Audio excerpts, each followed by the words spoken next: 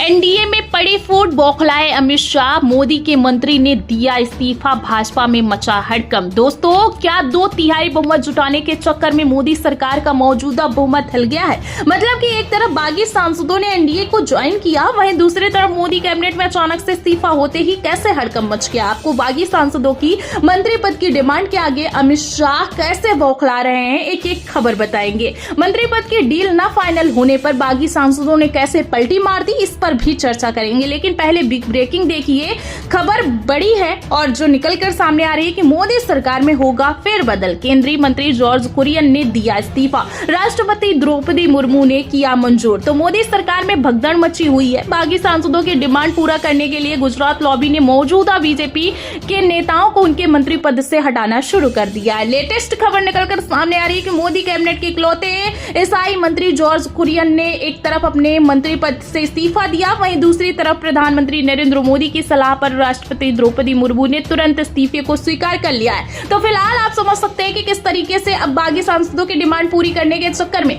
अमित शाह अपने ही बनाए जाल में बुरी तरीके से फंस गए हैं। खबरें तो चलाई जा रही है कि परिसीमन बिल को पारित करवाने के लिए मोदी शाह ने सदन में 2/3 बहुमत को जुटा लिया है। फिलहाल इस 2/3 की संख्या को पूरा करना गुजरात लॉबी के लिए इतना आसान नहीं होने वाला है। खेल समझिए, आप अच्छे से जानते हैं कि प्रधानमंत्री नरेंद्र मोदी की सबसे इंपॉर्टेंट बैसाखी चंद्रबाबू नायडू और नीतीश कुमार है। नीतीश कुमार को तो अमित शाह ने एक तरीके से खत्म कर दिया है, लेकिन चंद्रबाबू नायडू हर बार मोदी सरकार को समर्थन देने की कीमत वसूल करके ही जाते हैं। आप अच्छे से जानते हैं कि वो बिना कीमत वसूले बाज नहीं आते। एक तरफ नायडू अमित शाह पर दबाव बनाते हैं, वहीं दूसरी तरफ बेचारे अमित शाह प्रधानमंत्री नरेंद्र मोदी की बैसाखी होने के चलते नायडू पर किसी तरह का कोई एक्शन नहीं ले पाते। जी फिलहाल अब यहीं पर खेल उल्टा पड़ता हुआ नजर आ रहा है, क्योंकि एक तरफ चंद्रबाबू नायडू की किंग मेकर की पोजीशन छिन गई है, वहीं जो है दूसरी तरफ बागी अब दमदार हो गए हैं। खबरें निकलकर सामने आई है कि काकोली घोष का कद अब चंद्रबाबू नायडू से बड़ा हो गया है। जाहिर सी बात है, टीएमसी के 20 बागी सांसद हैं और नायडू के 16 सांसद हैं। ऐसे हालातों में अगर सांसदों की संख्या बढ़ी तो डिमांड भी बड़ी की जा रही है। खबर निकलकर सामने आ रही है कि नीतीश कुमार और चंद्रबाबू नायडू को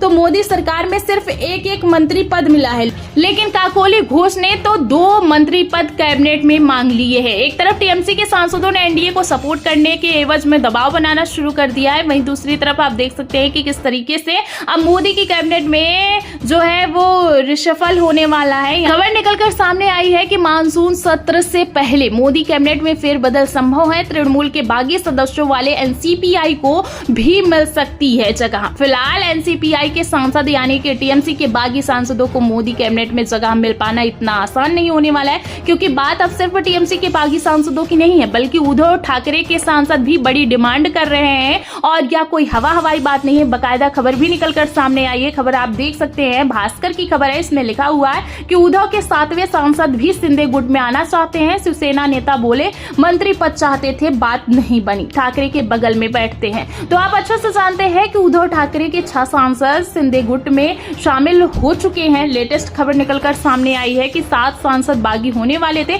लेकिन उस सांसद से मंत्री पद को लेकर डील फाइनल नहीं हुई, तो सांसद ने पलटी मार दी। फिलहाल एक सांसद ने तो पलटी मार दी है, लेकिन इन बाकी बचे 6 सांसदों को बिना मंत्री पद ऑफर किए किस तरीके से अमित शाह अपने खेमे में शामिल रख पाएंगे, ये देखना होगा।